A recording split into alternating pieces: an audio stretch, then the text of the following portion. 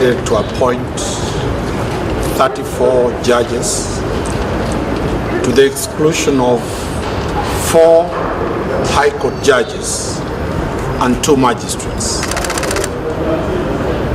The Kenya Magistrates and Judges Association gave a very strong statement that that act is unconstitutional and is not based on any form of law.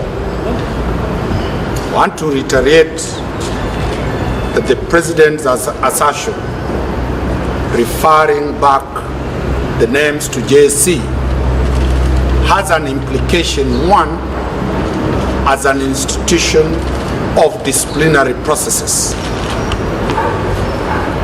The judges, the 4 judges, have under Article 168 of the Constitution a process of removal from office. The 2 magistrates do not have security of tenure like the judges. Most likely they are going to be interdicted and be dismissed. The questions my clients are raising is that, does the JSC have the power to revisit the names that they already dealt with? They cleared these people. They cleared the judges to be as clean as cotton. Under which law does the President have to countermand or send back the names?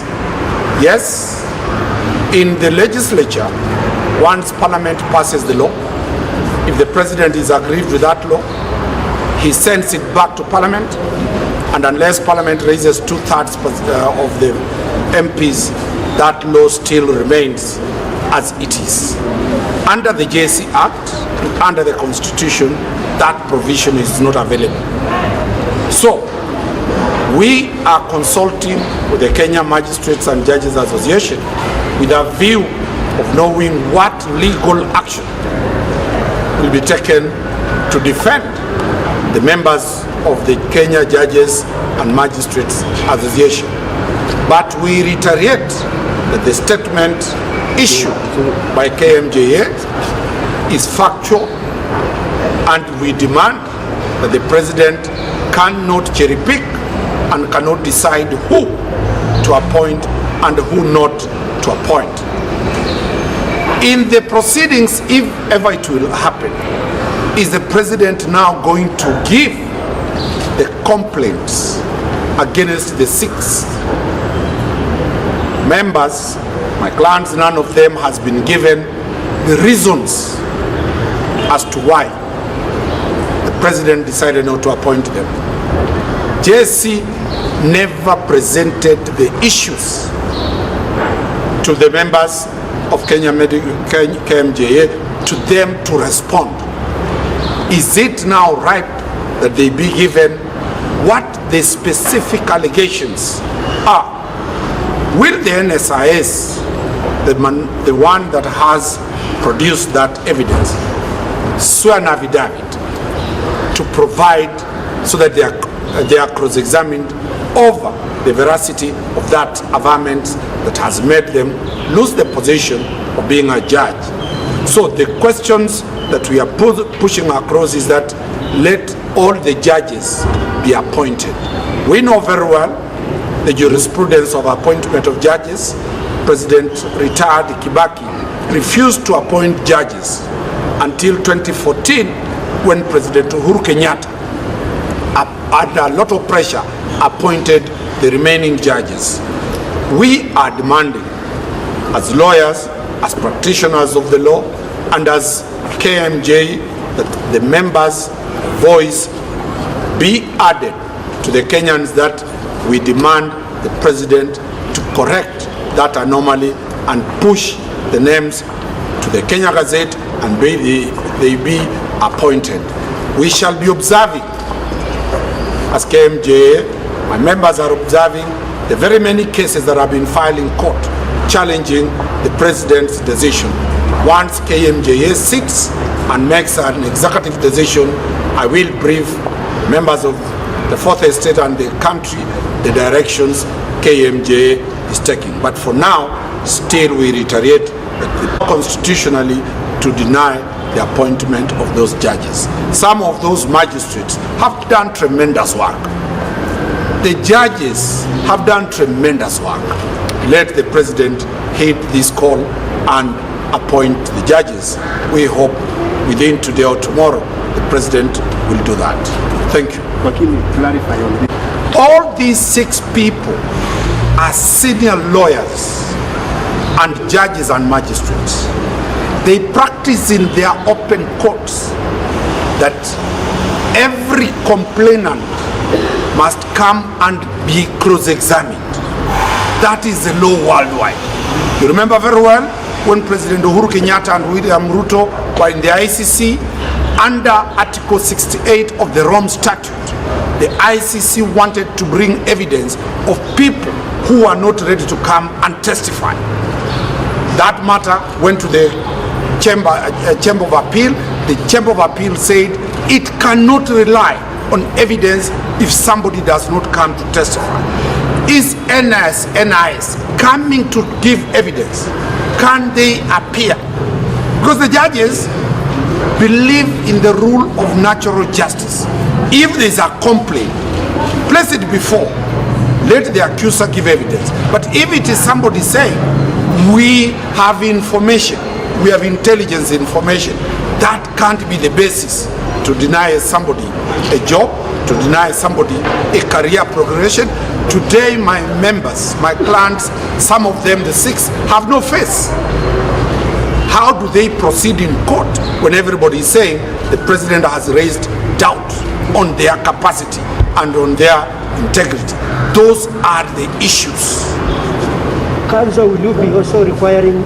Gotten instructions to that line, but once my clients tell me to deal with it, I'll deal with it. I saw it in the media, but I can't respond to it because I have no instructions from my clients. What is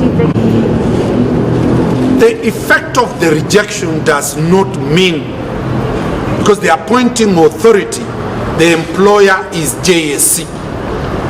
The judges will continue discharging their duties and their mandate pursuant to the oath they took. The only way to remove a judge is provided for in Article 168. A petition is filed to JSC.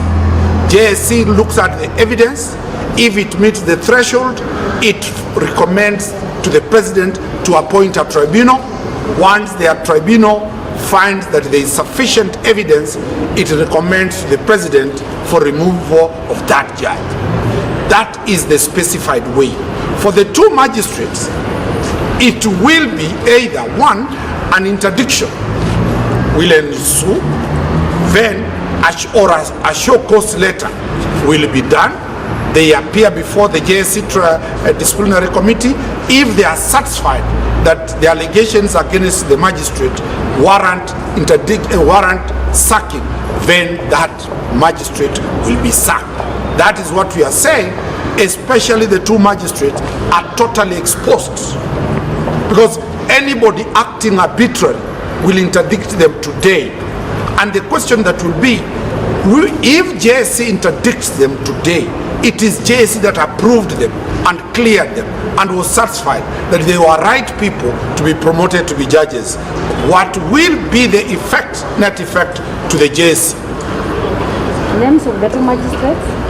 One is Kiago, Chief Magistrate Mombasa, and the other one is the Registrar of the High Court, Omangi.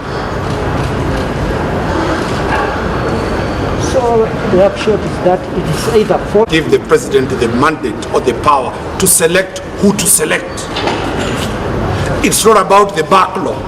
It's about the constitutional provision that the president in this matter is just a conveyor belt, a ceremonial. He gazettes and presides over the function of taking the oath of office. Wale ambao hawajateuliwa majina yao eti yamerudishwa kwenda kwenye JSC. Je, wamerudishwa kwenda kuadhibiwa disciplinary process ama wamerudishwa kivipi? Chief Justice amesema kwamba JSC ni functors official, haina sheria za kurudishwa yale majina pale. Kwa hivyo tunangojea kuangalia wamerudishwa ili waadhibiwe. Wale magistrate wawili, registrar wa High Court na yule ambaye ni magistrate wa Mombasa, wao ikiwa watarudishwa majina pale, basi aidha wamerudishwa ili waweze kufanyiwa interdiction na kuelekeza kufutwa kazi, lakini JSC ndiyo iliyowakagua na kuona kwamba utendakazi wao ulikuwa hauna dosari yoyote. Kwa hivyo tutaangalia makesi zile zimewekwa kotini, alafu KMJ itakapofanya uamuzi itafanya uamuzi ni jinsi itaendelea mbele, alafu tutajulisha Wakenya. Lakini tunasema kwamba yaliyofanyika mwaka 2013 ambapo walipoteuliwa majaji, Rais Kibaki aligura kuwateua, ikabidi Rais Uhuru Kenyatta mwaka 2014 akawateua. Basi kama ilikuwa ni taratibu kama hizo, tunamhitaji Rais Uhuru Kenyatta aweze kutekeleza jambo hilo na kuwarudisha wale, sababu wale majaji wanafanyiwa kejeli, wale majaji wanafanyiwa dhihaka kwa sababu eti Rais Uhuru Kenyatta amekataa kuwateua.